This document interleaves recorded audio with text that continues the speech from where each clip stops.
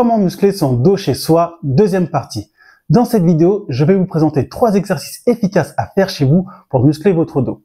Allez, c'est parti, on voit ça tout de suite. Hello tout le monde, j'espère que vous allez bien. Pour ceux qui ne me connaissent pas, moi c'est Forster Trainer, je suis éducateur sportif santé. Et je me suis donné pour objectif de partager le maximum de conseils simples, basiques et efficaces dans le domaine de la musculation et de l'alimentation pour tous les hommes soucieux de rester en bonne condition physique malgré les contraintes de la vie et ne souhaitant pas forcément aller s'entraîner dans une salle de sport. Donc si vous êtes intéressé par ce thème, je vous invite à vous abonner car je publie une nouvelle vidéo chaque semaine. Cette vidéo, comme je l'ai dit en intro, est la deuxième partie des 3 exercices efficaces à faire chez soi pour muscler votre dos. Donc si vous n'avez pas vu la première partie, je vous invite à aller la voir, vous avez le lien en description. Allez, c'est parti. On commence avec le premier exercice et bien entendu, il s'agit des tractions. Donc pas besoin de les présenter, on sait tous que les tractions font partie des meilleurs exercices pour avoir un dos musclé.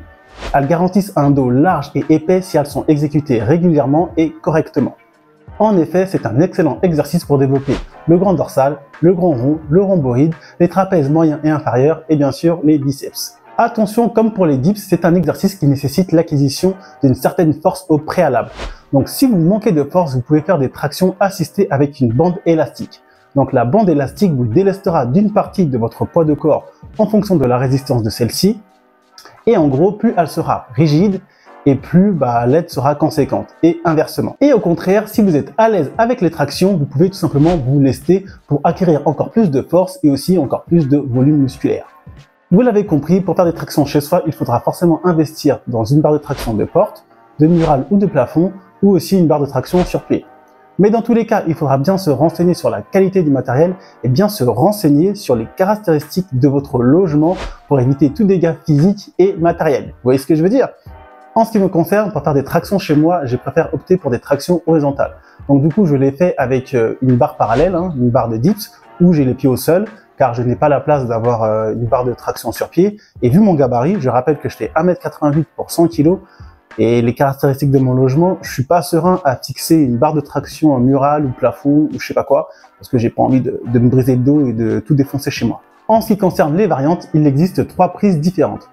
Donc on a la prise pronation, donc paume de main vers le bas, qui va mettre un peu plus l'accent sur les trapèzes inférieurs. Après, on a la prise supination, donc paume de main vers le haut, qui mettra un peu plus l'accent sur les biceps. Et enfin, on a la prise neutre, ou la prise aussi appelée marteau, où on a les paumes de main qui se font face, et celle-là mettra un peu plus l'accent sur les deltoïdes postérieurs. Peu importe la prise, les principaux muscles du dos seront sollicités de manière identique. Donc c'est à vous d'adopter la prise qui vous convient le mieux en fonction de votre aisance et de votre mobilité articulaire. Maintenant, on passe au deuxième exercice, donc il s'agit du tirage horizontal aux haltères avec appui ventral. Donc c'est un exercice qui me fait beaucoup penser au tirage à la barre T que l'on trouve en salle de sport. Il permet une meilleure concentration du travail sur le dos car il y a moins d'efforts à fournir sur le positionnement de celui-ci. En effet, le fait d'être appuyé sur un banc va considérablement diminuer l'intervention des muscles abdominaux et spinaux. Faites attention cependant à ne pas mettre des charges trop lourdes afin d'éviter des compressions thoraciques trop importantes qui vont nous gêner pour la respiration et aussi pour l'exécution du mouvement. Cet exercice met en jeu principalement le grand dorsal, le grand rond, le rhomboïde, les fléchisseurs des bras et aussi l'arrière des épaules. Pour le réaliser, vous l'avez compris, il vous faudra forcément un banc inclinable et aussi une bonne paire d'haltères. En ce qui me concerne, c'est un exercice que je fais régulièrement dans mes routines d'entraînement. Je le trouve terriblement efficace. En plus de ça, le fait de travailler avec les haltères, donc chaque côté va travailler indépendamment de l'autre, donc on est sûr d'avoir un développement musculaire bien homogène. Donc pour moi, c'est un super exercice, c'est vraiment un de mes exercices favoris pour muscler son dos. Donc je vous conseille fortement de le faire. Enfin, on termine avec le troisième exercice qui sera le tirage horizontal aux élastiques bas qui va tout simplement se rapprocher du tirage horizontal à la poulie basse que l'on peut faire en salle de sport.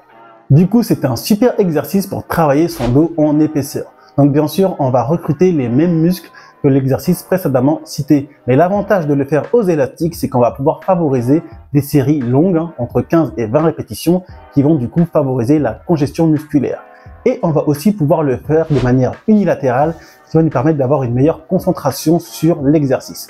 Donc c'est un super exercice. Donc voilà pour la deuxième partie des 3 exercices à faire chez soi pour avoir un dos musclé. Donc croyez-moi, si vous les faites régulièrement et correctement, vous êtes assuré d'avoir un dos large, épais et bien musclé.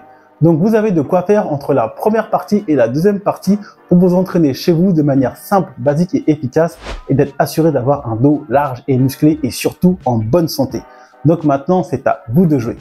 Donc voilà pour moi, voilà pour cette vidéo. J'espère qu'elle vous a plu. Si c'est le cas, comme d'habitude, on like, on partage, on s'abonne. Et moi, je vous dis à très bientôt pour une prochaine vidéo. D'ici là, prenez soin de vous.